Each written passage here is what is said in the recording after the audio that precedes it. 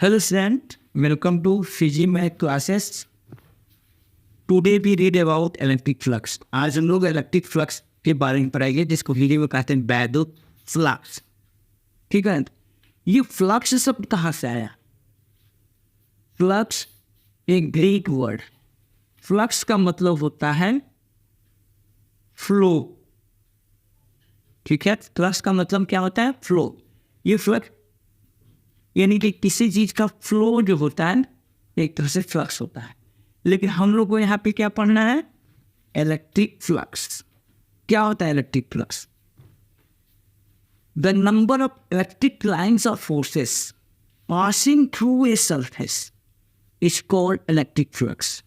जब किसी electric field में किसी सरफेस को रखते हैं, परपेंडिकुलर रखें या पैरेलल रखें, तो उससे होकर जितनी फील्ड लाइंस पास करेंगी उसकी संख्या ही क्या कहलाता है? Electric flux. ठीक है, the number of electric lines of forces passing through a surface is called electric flux. ठीक है, यानी किसी भी सरफेस से होकर पास होने वाली फील्ड लाइंस को क्या कहते हैं? हम इलेक्ट्रिक फ्लक्स कहते हैं. जैसे देखिए यहाँ मान लो कि यहाँ पे इलेक्ट्रिक फील्ड लाइन पास कर रही है, ऐसे इस तरह की इलेक्ट्रिक फील्ड लाइन है. ठीक है, अब उसकी परपेंडिकुलर अगर ये सरफेस रख देते हैं, इस सरफेस से जितनी इलेक्ट्रिक फील्ड लाइंस पास करेंगी इस सरफेस से, ये सरफेस है, इस सरफेस से जितनी भी इलेक्ट्रिक फील्ड लाइंस पास करेगी उसकी संख्या ही क्या कहलाएगा? इलेक्ट्रिक फ्लक्स कहलाएगा. ठीक है, तो हम यहाँ कह सकते हैं कि इलेक्ट्रिक फ्लक्स क्या है? The number of electric lines of forces passing through a surface is called electric flux. तो हम यहाँ लिखेंगे the number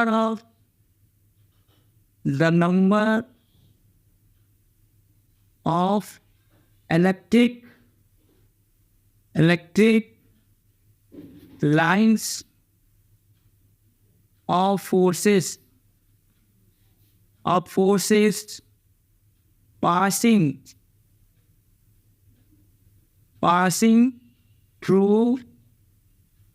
through a surface is called electric flux. Electric flux. It is represented by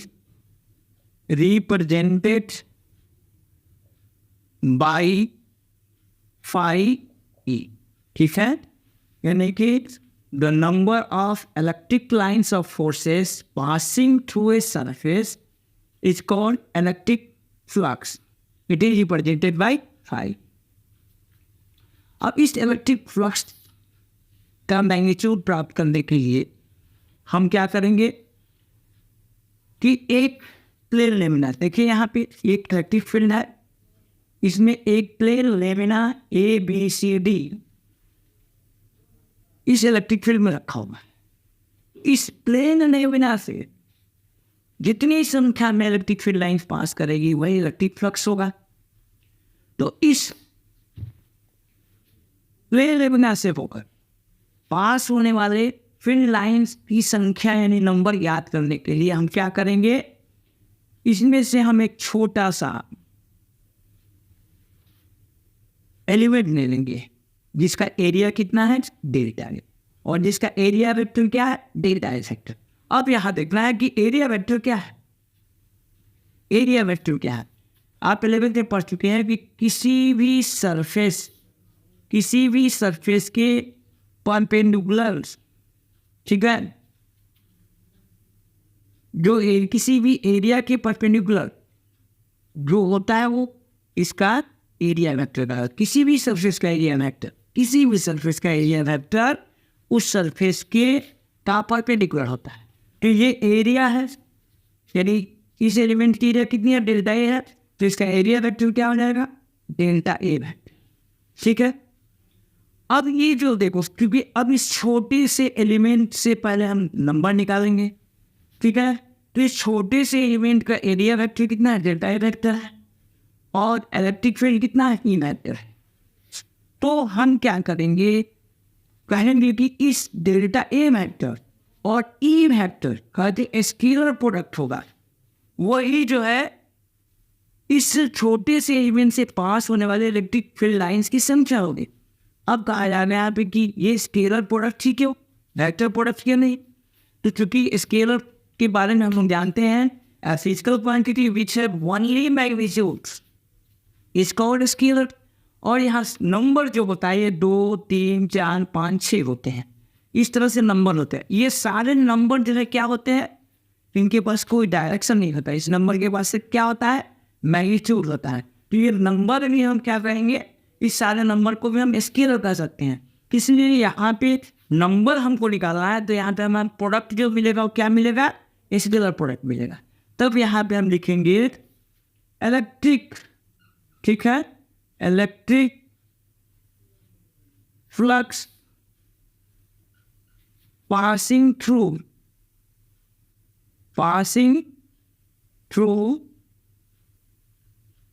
a small element delta A, यानी कि एक छोटे से element delta A से होकर गुजरने वाली वैद्युत फ्लक्स यानी electric flux. Electric flux passing through small element delta है, ठीक है। अब इलेक्ट्रिक फ्लक्स को हम किससे रिप्रेजेंट करते हैं, फाई से। तो अगर एरिया यहाँ डेल्टा ए है तो यहाँ इलेक्ट्रिक फ्लक्स भी क्या होगा, डेल्टा फाई ही होगा। तो इसको क्या लिखेंगे, delta phi E is equal to delta A vector dot E vector. अब हम 11th क्लास में पढ़ चुके हैं कि A vector dot B vector is equal to A B cos theta, जहाँ पे ए क्या है, ए वेक्टर का मैग्नीट्यूड है, बी क्या है, बी वेक्टर का मैग्नीट्यूड है। तो ठीक इसी प्रकार क्या हो सकता है, इसी तरह similarly delta phi E is equal to delta A E cos theta, ठीक है।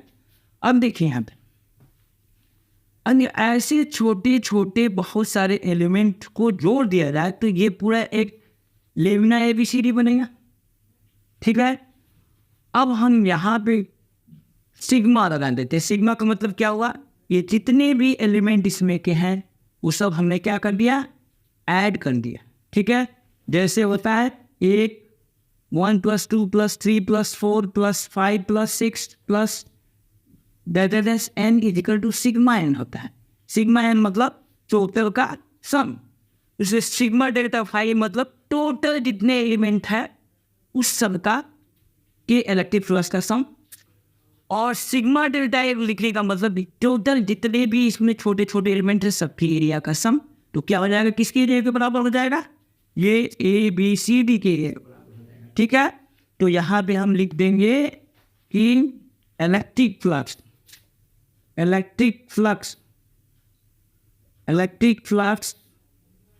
पासिंग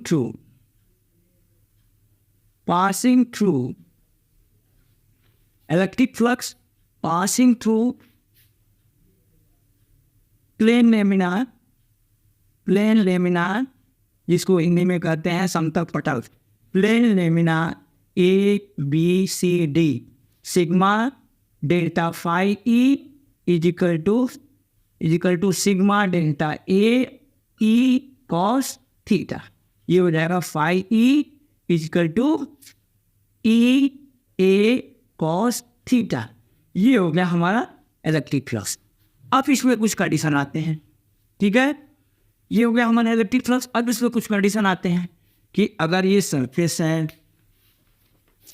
पैरेलल होगा तो ये डेल्टा ए वेक्टर और ई वेक्टर के बीच से एंगल क्या होगा, सॉरी, अगर ये प्लेन सरफेस इस इलेक्ट्रिक फील्ड के परपेंडिकुलर होगा तो डेल्टा ए वेक्टर और ई वेक्टर के बीच एंगल कितना होगा, फिर इलेक्ट्रिक फ्लक्स कितना होगा। अगर ये सरफेस इलेक्ट्रिक फील्ड के पैरेलल होगा इससे तो फिर इलेक्ट्रिक फ्लक्स कितना होगा, ठीक है। अगर ये सरफेस नॉर्मली अगर इंटर कर रहा हो इसमें तो इन दोनों के बीच में एंगल कितना होगा, ठीक है, कितना एंगल होगा। तो इसको देखेंगे अब हम यहाँ पे समझिए phi E is equal to E A cos theta. हमारे पास यहाँ पे आ गया ये कि फाई ई इक्वल टू कितना होगा, ई ए कॉस थीटा। ठीक है। Number 8, if plane surface, plane lamina, ठीक है, इफ प्लेन लेमिना, यदि प्लेन लेमिना, ठीक है, परपेंडिकुलर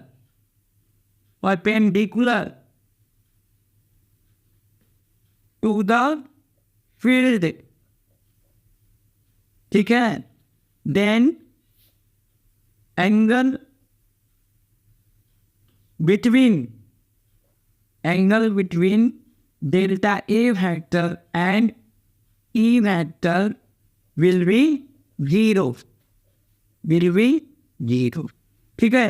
अगर प्लेन लेमिना परपेंडिकुलर, जैसे ये परपेंडिकुलर है, इसका एरिया वेक्टर क्या मिलेगा, डेल्टा ए वेक्टर है, और इलेक्ट्रिक फील्ड का डायरेक्शन क्या है, ई वेक्टर। ये दोनों के बीच का एंगल क्या होगा, 0 डिग्री के दोनों एक ही डायरेक्शन में है, ठीक है, इनके बीच का एंगल क्या होगा, 0। तो यहाँ पे if plane lamina perpendicular to the field then angle between delta A vector and E vector will be 0। अगर प्लेन लेमिना क्या हो, परपेंडिकुलर हो फील्ड के, तो क्या होगा, उनके बीच में डेल्टा ए वेक्टर और ई वेक्टर के बीच की जो एंगल होगा वो क्या होगा, 0 होगा। तब यहाँ पे इलेक्ट्रिक फ्लक्स कितना होगा, phi E is equal to E A cos 0 degree. Of course 0 degree की वैल्यू क्या होगी, 1। तो यहाँ पे phi E is equal to कितना हो जाएगा, ई ए, यानी फाई कितना हो गया, E A. E plane lamina perpendicular to the field then angle between delta A vector and E vector will be 0। दूसरा यहाँ पे होगा कि इफ दूसरा यहाँ पे होगा, इफ प्लेन लेमिना ठीक है, parallel to the field, field से पैरेलल है। फील्ड से पैरेलल का मतलब क्या हुआ, फील्ड से जब ये पैरेलल होगा इस तरह से, यहाँ ऐसे पैरेलल होगा, इलेक्ट्रिक फील्ड का डायरेक्शन इधर है, लेकिन जब इसमें से पैरेलल होगा एरिया लेंगे, ठीक है, जब पैरेलल होगा कोई चीज फील्ड के पैरेलल होगा, जैसे यहाँ पे देख लीजिए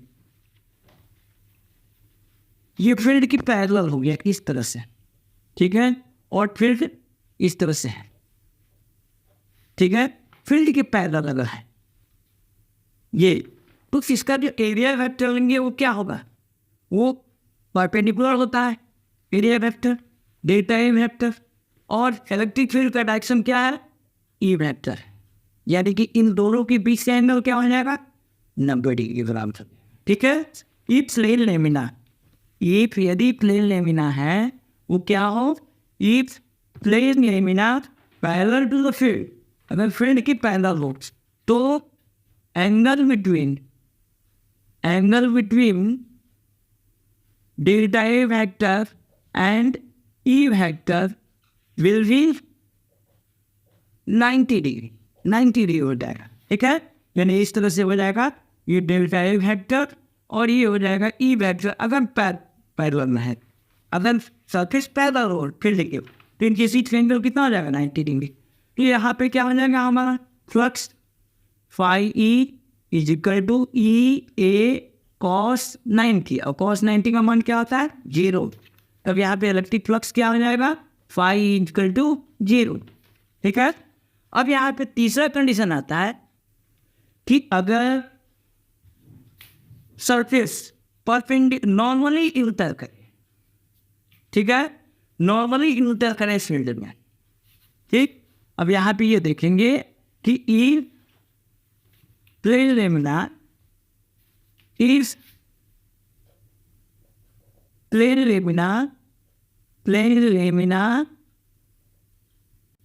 enters normally